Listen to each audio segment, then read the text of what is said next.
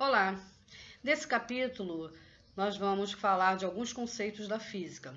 Vamos começar falando das grandezas físicas e unidades de medida. Eu resolvi dividir esse capítulo porque a nossa matéria do nono ano é muito extensa, então não está dando para comportar num vídeo.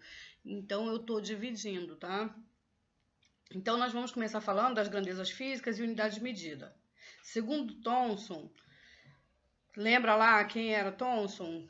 Que elaborou na teoria atômica o pudim de passas, né, como ele imaginou que seria o átomo. Então, segundo ele, se pudermos medir aquilo que falamos e exprimir por meio de números, o resultado, conheceremos algo sobre o assunto. Mas se não pudermos fazer assim, nosso conhecimento será deficiente e insatisfatório. O que ele quis dizer isso? Por exemplo, quando nos referimos à massa corporal, por exemplo, estamos falando de quantos quilos uma pessoa tem. No passado, não existia um padrão, as medidas eram escolhidas de acordo com a medida do corpo humano.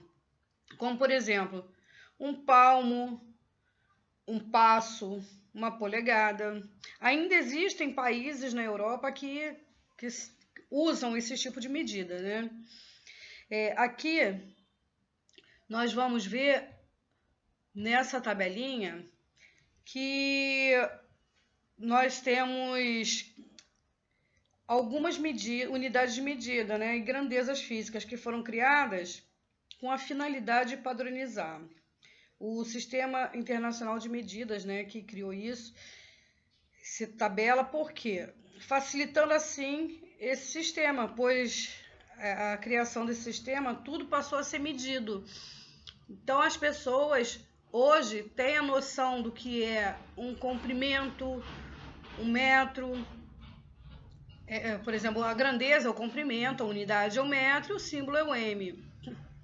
A temperatura pode ser Kelvin, pode ser Celsius, pode ser Fahrenheit. Em cada lugar adotou por exemplo, no caso a temperatura. Aqui no Brasil nós usamos o Celsius, mas nos Estados Unidos usa-se o Fahrenheit e normalmente em laboratórios usa-se o Kelvin. Mas padronizou. Hoje nós sabemos o que cada coisa tem o valor. Então no próximo vídeo nós vamos continuar falando sobre cinemática.